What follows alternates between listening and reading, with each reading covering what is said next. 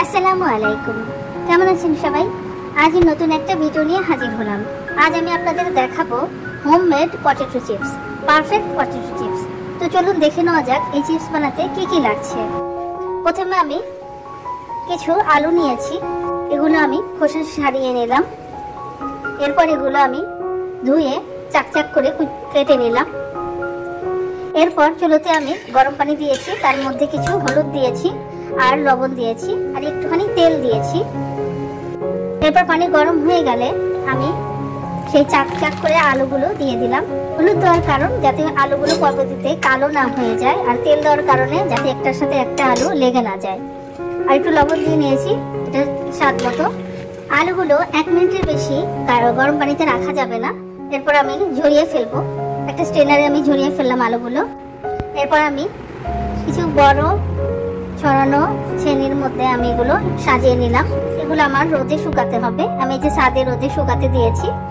আমি এই আলুগুলো 2 দিন রোদে শুকিয়েছি। এটা প্রথম দিন ছিল আর এটা দ্বিতীয় দিন ছিল।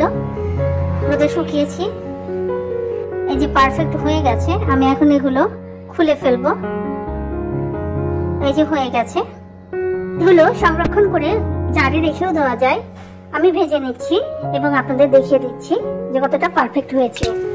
তেল গরম হয়ে গেছে, আমি আলুগুলো দিয়ে দিলাম। দেখেন কত সুন্দর ফুলে ফুলে উঠছে এবং বড় হয়ে যাচ্ছে। আমার ভাজা হয়ে গেছে, আমি উঠিয়ে নিচ্ছি। এই যে আমি উঠিয়ে রাখলাম। এভাবে আমি বাকিগুলো ভেজে নেব।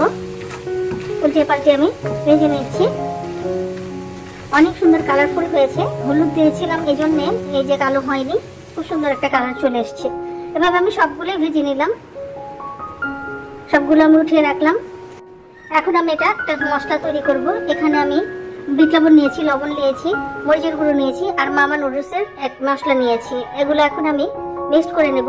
একটু চিনি এবং একটু টেস্টিং সল্ট দিয়ে নিয়েছি।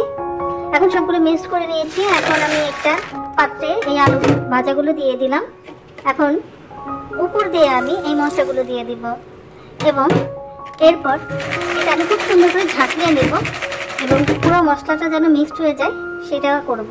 তো পুরো মশলা মিক্সড হয়ে গেছে, দেখেন কত সুন্দর একটা কালার চলে এসছে। এখন আমি পরিবেশন করলাম। তো হয়ে গেল আমার খুব সহজেই হোমমেড পটেটো চিপস। সবাই ভালো থাকবেন, আল্লাহ হাফেজ।